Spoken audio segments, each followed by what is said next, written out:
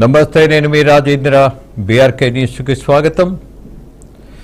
మనం ఇవాళ ప్రజల్ని అలర్ట్ చేస్తున్నటువంటి కార్యక్రమంలో ఒకే ఒక స్లోగన్ తీసుకోవచ్చు. దేని మీద? గోల్డ్కు సంబంధించి.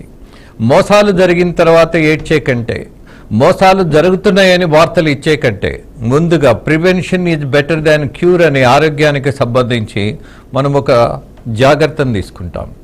అలాగే మోసం జరిగే అవకాశం ఉన్నది, ఇక్కడ లోపభూయిష్టమైనటువంటి విధానం ఉన్నది అని చెప్పడంలో మనకున్నటువంటి ఆధారాల మేరకు, మనకున్నటువంటి సమాచారం మేరకు దాన్ని ప్రజల మధ్యకు తీసుకెళ్లి అలర్ట్ చేయాల్సిన బాధ్యతలో నిన్నటి నుంచి మనము గోల్డ్ షాపుల్లో జరుగుతున్నటువంటి కొన్ని అక్రమాల మీద పూర్తి సమాచారం ఇస్తున్నాం. ఈ సమాచారంతో జనాన్ని అలర్ట్ చేసేటటువంటి ప్రయత్నం చేస్తున్నాం. ఈ ప్రయత్నంలో ఆంధ్రప్రదేశ్లో ఒక వ్యతిరేకత శ్రీకాకుళం నుంచి ప్రారంభమైంది. ఎందుకని? చాలామంది అడిగారు, సాక్ష్యాధారాలు దొరుకుతున్నాయా? అలాగే చట్టబద్ధమైంది కానప్పుడు కార్పొరేట్ కంపెనీలు సాహసిస్తాయా? దేశ విదేశాల్లో వ్యాపారం చేస్తున్నటువంటి పెద్ద పెద్ద కంపెనీలకు వాళ్ళ స్కీముల మీద ఆధారపడవలసిన అవసరం ఉన్నదా? ఇలాంటి పేలవమైనటువంటి ఆలోచనలు చాలామంది చేస్తున్నటువంటి ప్రయత్నం. కానీ వాటన్నిటికీ సమాధానంగా ఎక్కడైతే లోపభూయిష్టమైనటువంటి విధానం ఉంటుందో, చట్టబద్ధమైన వాటిల్ని కూడా మనం ఆచరించకుండా తప్పుకునేటటువంటి మార్గాలు ఎక్కడుంటాయో అక్కడే మోసం ఉంటుంది, అక్కడే ఆ ప్రయత్నం జరుగుతుంది. ఇవాళ మనము చాలా స్పష్టంగా చెప్పుకోవాల్సిన విషయం ఒకటి, ఒక సంవత్సర కాలం ఎవ్రీ మంత్ 10,000, 20,000 ఇన్స్టాల్మెంట్ మీద కట్టించుకునేటటువంటి విధానంలో ఒక గోల్డ్ స్కీమ్ ఉంటుంది. ఉదాహరణకు మాత్రమే చెప్తున్నా, ఇది అందరూ చేస్తున్నారని మాత్రం చెప్పబోటలేదు, చేస్తున్న వాళ్ళ మీద మాత్రం నజరు ఉండాలని మాత్రం చాలా స్పష్టంగా చెప్పదలుచుకున్నా. జరుగుతున్నటువంటి అఘాయిత్యాల్లో పక్క రాష్ట్రాలను మనం గమనించినప్పుడు కేరళలో 2,400 కోట్ల స్కామ్ జరిగింది. ఇలానే స్కీములు అన్నారు. అసలు ఈ స్కీమ్ ఎక్కడి నుంచి వచ్చింది అని ఆలోచిస్తే దుబాయ్లో ప్రారంభమై కేరళలో ఎదిగి అనేక రాష్ట్రాలకు విస్తరింపబడి అనేక కంపెనీలు కూడా దీన్ని ఆచరిస్తున్నటువంటి పరిస్థితుల్లో తప్పుకోవడానికి మార్గాలు ఎత్తుక్కున్నారు. న్యాయ నిపుణుల యొక్క సలహాలు తీసుకున్నారు. అందులో ప్రధానంగా ఉన్నటువంటిది ఏమిటి అనంటే, మనము గోల్డ్ కొనడానికి ఇన్స్టాల్మెంట్ బేస్ స్కీములో మనము మెంబర్గా జాయిన్ అయినప్పుడు కట్టేటటువంటి డబ్బుకు వాళ్ళు ఇచ్చేటటువంటి రిసీట్లో కేవలం అడ్వాన్స్ రిసీట్ అని మాత్రమే ఇస్తారు. ఇది స్కీములో భాగంగా నెలవారీ వాళ్ళు కట్టవలసినటువంటి డబ్బు కాదు. అలా రిసీట్ ఇవ్వరు. కాదు అన్నట్టుగానే రిసీట్ ఇస్తారు. ఏమని ఇస్తారు? అడ్వాన్స్ పేమెంట్ అంటారు. సో ఈ అడ్వాన్స్ పేమెంట్ వల్ల వాళ్ళకు ఒక రక్షణ వస్తుంది. సంవత్సర కాలం పాటు ఎక్కడైనా ఎవరైనా అడ్వాన్స్ పేమెంట్ తీసుకుంటారా? కడతారా? What to say? సో ఇలాంటి లోపభూయిష్టమైనటువంటి కొన్ని విధానాలను మనం ఎత్తి చూపిస్తున్నప్పుడు శ్రీకాకుళంలో జిఎన్ జ్యువెలర్స్ కొంత బరితెగించింది. అలాగే రిపోర్టర్ని కూడా నిర్బంధించేటటువంటి పరిస్థితిలో వాద ప్రతివాదనలు జరిగినాయి. ఆయన లోపలికి వెళ్ళి అడ్డగోలుగా ఏం కవర్ చేయలే. స్ట్రింగ్ ఆపరేషన్లో దొరికినటువంటి అనేకమైనటువంటి అక్రమాలను బయటకు వచ్చి రిపోర్ట్ చేసినటువంటి విధానం. రిపోర్టింగ్ అనేది మీడియాలో రిపోర్టర్కు ఉన్నటువంటి ప్రాథమికమైనటువంటి హక్కు. అలాగే సమాచారం మనకి సరైనది వచ్చినప్పుడు జనానికి పంచడం అనేది మొట్టమొదటి బాధ్యతగా మీడియా వాళ్ళు భావించాలి, భావిస్తారు కూడా. దీన్ని ఎవరు ఆపలేరు, ఈ హక్కుని ఎవరు కాదనలేరు. ఉన్న విషయాన్ని ఉన్నట్టుగా చెప్పడంలో ఉన్నటువంటిది ఒక రకంగా ఇవాళ సాహసం అయిపోయింది. ఒక వార్తను చెప్పాలన్నా కూడా సాహసోపూరితమైనటువంటి చర్యగా మిగిలిపోతోంది ఇవాళ. ఎందుకని? దాడి చేసేవాళ్ళు, అలాగే దుర్మార్గంగా దూషించేవాళ్ళు, అలాగే చేసే పనిని అడ్డగోలుగా ఆపేవాళ్ళు, అంతేకాదు బెదిరించేవాళ్ళు, అలాగే ప్రాణానికి నష్టం ఉంటుందని సాహసంగా ఒక రకంగా దుర్మార్గంగా ప్రవర్తించేటటువంటి పనులు కూడా జరుగుతున్నటువంటి నేపథ్యంలో ఇవాళ మా శ్రీకాకుళం రిపోర్టర్, మా ప్రతినిధి ఎవరైతే ఉన్నారో శ్రవణ్ ఒక రకంగా ఒక సాహసమే చేశాడు. అక్కడున్నటువంటి ఒక గోల్డ్ షాప్ ఏది? అది జిఎన్ జ్యువెలర్స్. వాళ్ళు చేస్తున్న పని ఏంటి? ఇప్పటి వరకు దరిదాపు 60,000 మందిని మెంబర్స్గా చేర్చుకున్నారు. చేర్చుకుంటున్నామని వాళ్ళే చెప్పారు. చెప్పినటువంటి విషయాన్ని మీకు యథాతథంగా చూయిస్తా. ఒకసారి పీసీఆర్ స్టింగ్ ఆపరేషన్లో దొరికినటువంటి వాస్తవాలను ప్రజల మధ్య పెడదాం. ఎస్, ప్లే చేయండి ఒకసారి. స్కీమ్స్ ఏవో ఉన్నాయన్నారు.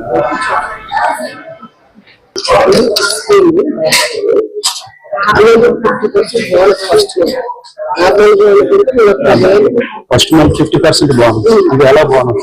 10,000 కట్టాలనుకున్నాను. ఫస్ట్ మంత్ 5,000 కట్టి చాలు. మనం ఆ ఫైనాన్స్ పే చేస్తే చాలు. దీనికి ఈరోజు జాబ్ రేట్ ప్రకారంగా ఎవరికైతే 10,000 గ్రామ్ రేట్ ప్రకారంగా 10,000 ఈ రోజుకి 850 లాక్ అవుతుంది. అంటే 5,000 పెడుతుంది.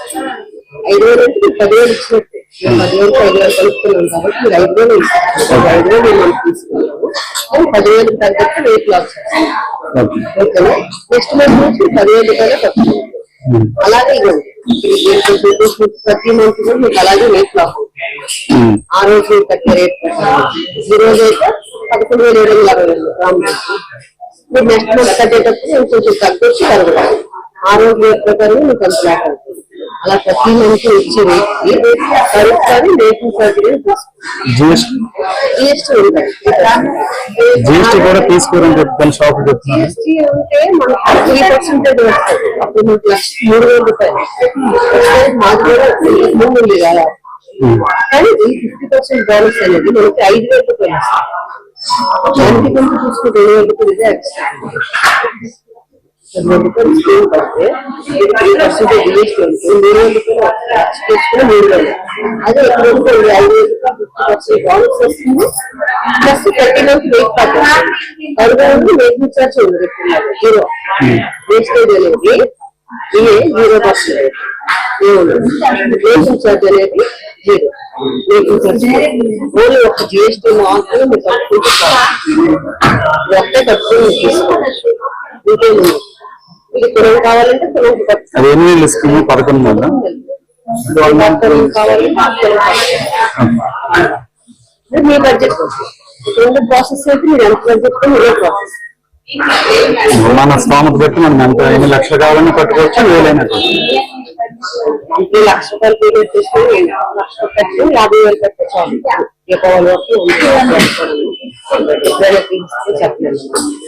లేదంటే దసరాకు పెట్టాము. అంటే ఇప్పుడు క్లియర్ గా ఈ విఏ అంటే 0 తరుగు చార్జెస్. ఇప్పుడు కేడిఎం ఛార్జ్ ఉంది కదా, 18% అని 20% అని పార్కింగ్ ఒక కోర్స్ ఎంత వేస్టేజ్ పడినా సరే 0. అది ఎంత వేస్టేజ్ పడినా 0. ఈ ఎంసీ అంటే మేకింగ్ ఛార్జ్ ఉంటుంది. విఏ అంటే తరుగు, ఎంసీ అంటే మేకింగ్ ఛార్జెస్. మేకింగ్ ఛార్జెస్ కూడా 0. జిఎస్టీ 3%. ప్రస్తుతానికి అయితే కేవలం 5,000 మాత్రమే ఆఫ్. అంటే మంత్లీ 20,000 కట్టాము అనుకోండి, 10,000 ఆఫ్. 50%. ఎన్ని రోజుల వరకు ఉందండి? అదే చెప్పలేము ఈ రోజు రేపు. ఎందుకంటే జస్ట్ దసరా నుంచి పెట్టారు. అందుకే తీసే అవకాశం ఉంటుంది. ఇప్పుడు మీరు చెప్పినటువంటి స్కీమ్ గానీ ఇదంతా కూడా ఈ ఒక్క బ్రాంచ్ లోనే ఉందా, అన్ని బ్రాంచ్ లోనే ఉందా? స్కీమ్ అనేది అన్ని బ్రాంచ్లో ఉంటాయి, కానీ ఒక్కొక్క దగ్గర ఇప్పుడు ఓన్లీ ఒక్క శ్రీకాకుళం బ్రాంచ్ కి మాత్రమే. మళ్ళీ ఇప్పుడు నర్సనపేట ఉంది, పలాస. ఫైనల్ గా వద్దు అంటే డబ్బులు ఏమైనా ఇస్తారా? ఇస్తే ఆ రోజు మీకు వస్తుంది లాక్ అవుతుంది రేటు. సమ్ ఒక 9 గ్రామ్స్ ఎంత వచ్చింది అనుకోండి రేటు. అంటే ఇప్పుడు మీరు చెప్పింది వస్తువు గురించి కాదు, ప్యూర్ గురించి. మీరు అడిగారు కదా, నేను మంత్లీ డబ్బులు కడతాను కదా. వస్తువు బంగారమే వెయిట్ లాక్ అవుతుంది. వస్తువు బంగారం వెయిట్ లాక్ అవుతుంది, ప్యూరిటీ లాక్ అవుతుంది. 916 గోల్డ్ కి ఇక్కడ చెప్తారు చూసారా, 916 గోల్డ్ మాత్రమే వెయిట్ లాక్ అవుతుంది. ఇప్పుడు ఈ రోజు నేను 10,000 కట్టాను. 24